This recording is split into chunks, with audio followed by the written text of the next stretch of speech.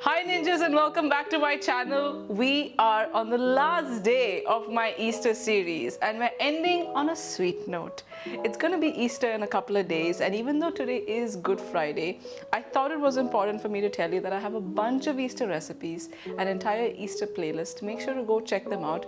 Today is the perfect day to make the hot cross buns. The link is attached somewhere on this screen over here. But today we are making my Easter brownies.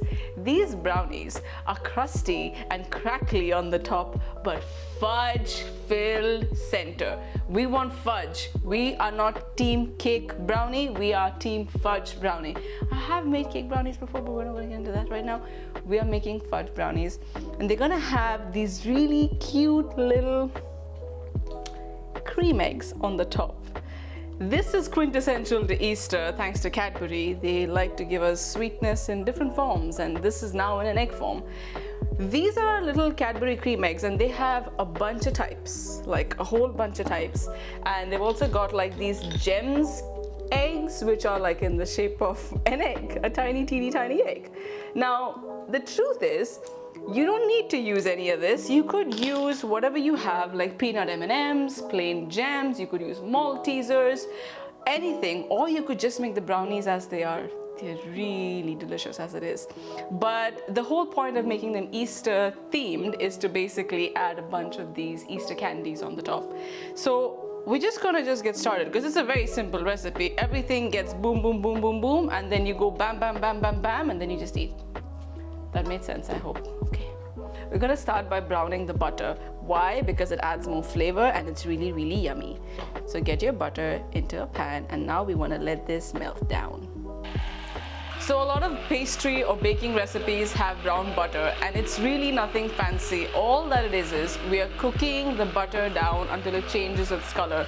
It's going to get foamy, and you can see that it starts bubbling up really nicely, and you want it to start changing color. It still looks a bit pale to me. I'm going to take this until it's really dark brown. Not burnt, but almost there. You can see how dark the butter has gotten, and that's exactly what we want. It's gonna add a lovely nutty flavor into the brownie. While the butter is still hot, I'm now gonna add my chopped chocolate. I'm using 85%. I would recommend anything above 70%. And just let that sit.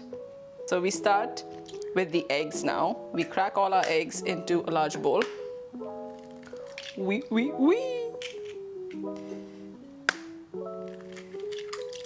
We're gonna go in with both our sugars. I've used light brown and white sugar. Why am I beating the eggs and the sugar? Because this is what gives us that shiny, crackly top. This is what creates that crystallization while it bakes, because all the sugar rises to the top and it gives you this beautiful, glossy, shiny texture, which is what we want. Back to beating. So this is what we were looking for. We want it to be tripled in volume. It's become really pale and really creamy, and we want to stop now because we want to have a look at our chocolate and butter mixture. So with the heat of the butter, it's just melted the chocolate through, and you want to stir this around until it's just combined. This is really hot, so if I add all of it into my eggs, it's gonna get scrambled. So I'm gonna add a little bit of the mixture, and I'm gonna mix it, and then I'm gonna add some more. We add the last part of the mixture. You want to get all the bits from the bottom as well. That's where all the flavor lies. Flavor Town. That's next last. That's Flavor Town. Flavor Town. That's someone else's line. We're going to switch to a spatula now, and we're going to sieve our dry ingredients into the bowl. I'm going to start with my flour, and I'm going to directly add my cocoa powder on the top. Whoopsie. Now we just get on to folding it together. We don't want to work out any of the air that we have added into the eggs. So we're just going to keep folding it until it's all combined. So if you were to add walnuts or hazelnuts or any nuts at this stage into your brownie batter, this is the time for you to do it just before the flour is completely combined. You can add some into the batter, but I'm not going to do that. My brownie batter is ready to go, but I want to just line my tin. I'm using an 8x8. You need to use an 8x8 inch tin to make this. If you use anything bigger, it's going to become too flat. If you use anything smaller, it's going to take longer to bake. You're going to not have fudginess. Then you're going to say, I need collide. Anika didn't lie. Use an 8x8. I'm just oiling it up with a little brush, and then I'm going to use a piece of baking paper at the bottom, and this is just going to help me remove it once it bakes. And that's about it. Then we're going to add the batter into the tin. So I've got my batter in the tin, but I want to top them with these Cadbury cream eggs. And if you don't know what they look like on the inside, I'm going to show you. Let's get one in. They have the tendency to just crack, but here you go. So they've got like a fondant center, which has got like, you know, the resemblance of an egg, but with a chocolate shell. That's it. I just wanted to show you. So we want to freeze these before we add them into the brownie, because if we add them as it is right now, it's really, really soft. This is the one which is not frozen. This is the one which is frozen. You can see it's not cracking. So it's not going to melt completely and disintegrate. It's still going to hold its shape while it bakes. So cut them into half, freeze them, and then use them. We're going to use a bit of the caramel eggs and just some Maltesers just in and around at these little babies. So now we're gonna bake this. We want to bake this for 25 minutes. I would check it after 22 minutes. Brownies don't have a toothpick skewer test like cakes do, because you're gonna have batter on it when it comes out of the oven, because what happens as it cools down is it solidifies and it firms up. That's what gives you the fudge. So if you poke a toothpick into your brownie and it comes out clean, it's messed up. It means it's not done. You gotta start all over again, because you can't unbake a baked brownie. You know what I mean?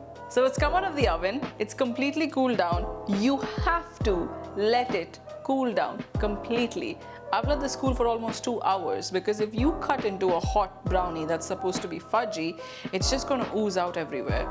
And if you're serving it in a bowl with some ice cream like that, then maybe it works for you. But if you want to cut them up into squares and have them like pieces and bars, then you need to cool it down. So we're gonna cut it up now, and then we're gonna serve, and then we're gonna eat, which is the best part. Okay, let's just go. Okay.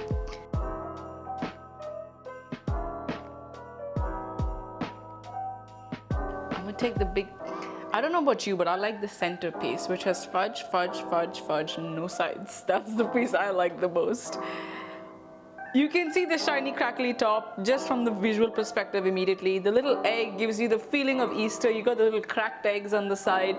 I can see the salt. I'm just waiting to dive in. So let's just, this is a big brownie, yo.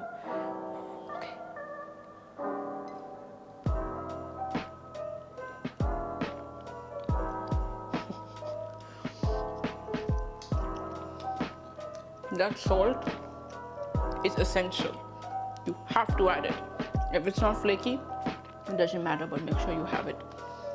It's so fudgy. The fudge is so good. This is a good fudge brownie. Even if you're not adding the eggs, so you're not adding the additional chocolate, make sure you can use this recipe however you like. Any add-ons. It's really, really nice. Super fudgy, scoop of ice cream, a little bit of chocolate sauce, a little bit of cinnamon, caramel sauce, just on its own, warmed up or cold. It's absolutely delicious. Okay, I just have one more bite just to make sure it's okay. This is how I make my Easter brownies. Honestly, one of the easiest recipes you can make, and they're so satisfying. With that, I am kind of done with my Easter series, and we've got Easter weekend coming up, so I'm really hoping you guys have a fantastic celebration. Make sure you subscribe to my channel if you like this recipe and the other recipes that you've seen. Other than that, all I can say is Happy Easter. I hope you have a blessed one. Positive ninja vibes.